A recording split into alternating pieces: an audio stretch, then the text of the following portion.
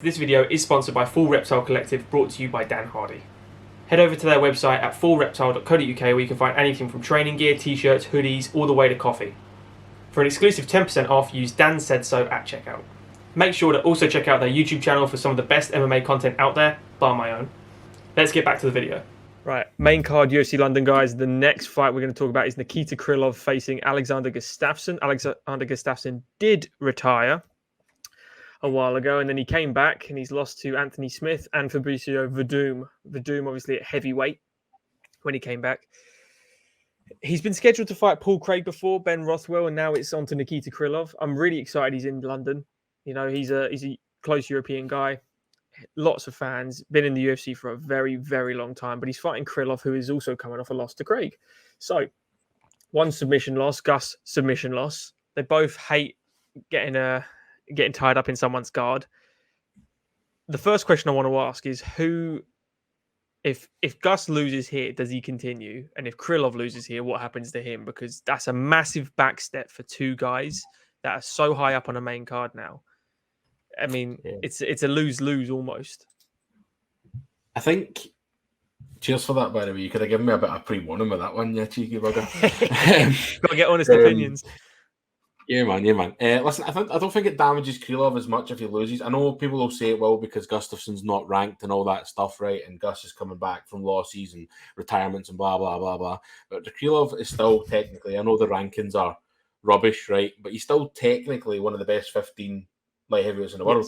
I don't see it affecting him that much, honestly. It will affect him a bit, of course. People are like, Krylov lost to Gus. But I don't think a loss to Gus is as bad as what maybe some people would say. Gus, you know, for me, like, it wasn't at the time, I didn't watch the fight live, but Gus Jones is what got me into this, right? I don't know how I stumbled across it. I think I'd obviously seen some UFC and then went back and I'd seen in that fight, that was me hooked. And I've been a Gus fan ever since. He beat Jones 100% that night, clear as day. Don't have any doubts. But I also have him 3-2 in that fight. Yeah, it was 2013 close. That fight. 2013. It was close. Yeah, man. I definitely wasn't into it back then. I was thinking about it. I was like, because it's definitely the fight that got me hooked. And then I thought, I didn't watch it in 2013. Like, I can guarantee you I didn't watch it that far back. So I must have seen it back. I've always been a massive fan. But he's the legend. I don't even think I lost to him carry, but not like. I'm trying to find a way to explain this. I'm not articulating it very well, but I think getting beat by Gustafsson isn't as bad as getting beaten by somebody else who isn't ranked. For example, I can't think, like, say if Krylov get beat by Nzekachuk, who fought last week, that's worse for me. Gus is still a name. He's still, you know, he's probably one of the best fighters of his weight class to never win a belt. 100%. That kind of idea. So, the interesting question is more about Gus. What does Gus do? He's not ranked. There's no pressure on him here. I don't think he's here to fight. He wanted to come back and fight. I've not seen much of him on Instagram or anything to do with his camps. It's all been quite hush-hush. The last couple of times he's fought, I've been quite disappointed, especially when he fought Smith. It's been 2 years since he fought Werdum at heavyweight. Yeah. He's come back at light heavyweight now against Krylov's you know, he's a deceptively big guy as well. He's 6'3". He's got a really decent, nearly as big a reach as Gus. You know, it's a 77-inch reach, 77 and a half, according to his stats. But Nikita he's the complete well-rounded grinder. You know, he's got excellent boxing, great head movement, great distance management, can control the clinch, can grab you to the floor and control you on the floor. Doesn't necessarily progress through any like guard slicing or trying to find a dominant position. He just kind of holds you like a Randy Couture style in half guard and pounds your head against the cage. So he's got a real dominant way of progressing. Whereas Gus is more, I feel like late he tried to be more finesse. You know, when he smashed Glover Teixeira to bits and really showed off his hands, I feel like that's prime Gus. But way out of his prime.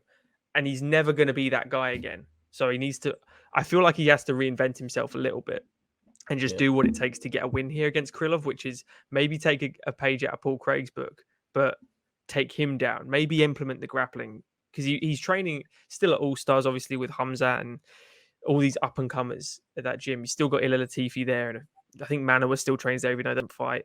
So there's still killers in that gym. Coaches are the best. So I personally think Nikita Krylov is going to win this fight. Yeah, I think that as you said before the recording, head and heart. I want Gus to win so bad. I do not care for Nikita Krylov. No, but he didn't look that great against Paul Craig. He was landing, but he was, as you said in the last breakdown we did, low IQ for this guy because he completely overextended into everything that Paul Craig does really well. If he overextends against Gus has better hands, Gus has better movement, but is it the same Gus? We haven't seen him fight at light heavyweight for 3.5 years. So, and even when which Gus is coming back? It wasn't good when he fought Anthony Smith. It wasn't good. Anthony Smith beat him up, man. Yeah, and against Jones the second time, it wasn't good. It wasn't pretty. Jones tore him to pieces. Yeah, tore him to pieces.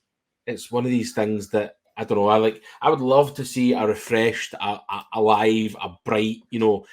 Gus. He's 35 years old, but he's still got loads and loads of time. Loads of time. He's still young in the game. I suppose it's old in the game, but there's no reason why at 35 he shouldn't be putting Krylov out.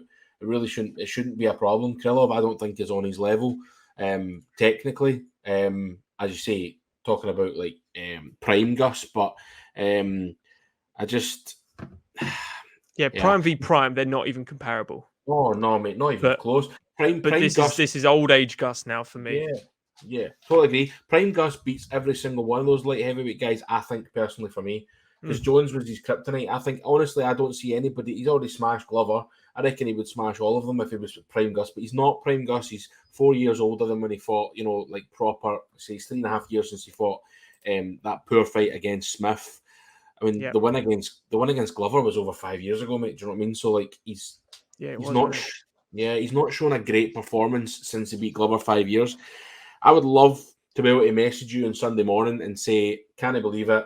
We were wrong. He's going to smash him," but I can't see it. As you said, head and heart. Head says Krylov every day of the week, and heart saying, "Nah, Gus is the man." So it's a difficult one, mate. Yeah, I hope we're wrong. I think I really want Gus to come back, and he's rejuvenated. He looks better than ever at light heavyweight. I know he's training hard. You can see it on all from his videos and stuff. He's really working his ass off, but Nikita's no pushover. So, it's a 3-round fight. I think that would favour Gus more as well, cutting down. But so we're both official picks are Krylov, is it? Sadly, I guarantee you when you see our picks on Saturday night, I pick Gus, but that's just because my heart. I don't think I can't not pick Gus. him. Then pick him. There's nothing riding on this. We're not betting. Yeah, exactly. I think honestly, if I'm sensible and we're doing it from a technical point of view, and trying to be like looking at it sensibly with a head, you can't not pick Krylov for me. But every part of my being, except my head, wants me to pick the man. He literally is my favourite fighter. That's the thing. I know, a lot of the guys now love McGregor, and there's a lot of guys. I'm a massive Khabib fan, but Gus is the man. See when he got announced to fight Paul Craig, I told Mark I couldn't watch it. And I wouldn't pick a winner. I just couldn't pick a winner. I just wouldn't have done it. I would have just patched it and said I'll take the loss no matter what happens. I can't pick because Paul's one of my favourites now. He's Scottish, there's that tie to us, but Gus is just the man, mate. He's always been the man. So yeah. Official picks of the night. We're both on Krylov, but we both really want Gus to win.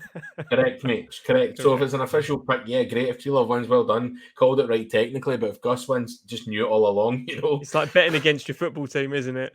If you win, oh well, won some money. If you lose, my team won. It's all good. Yeah. It's a difficult one. I would never bet against my own team, to be fair. But I do. I make loads of money. Yeah, but your team's rubbish. My team's crap.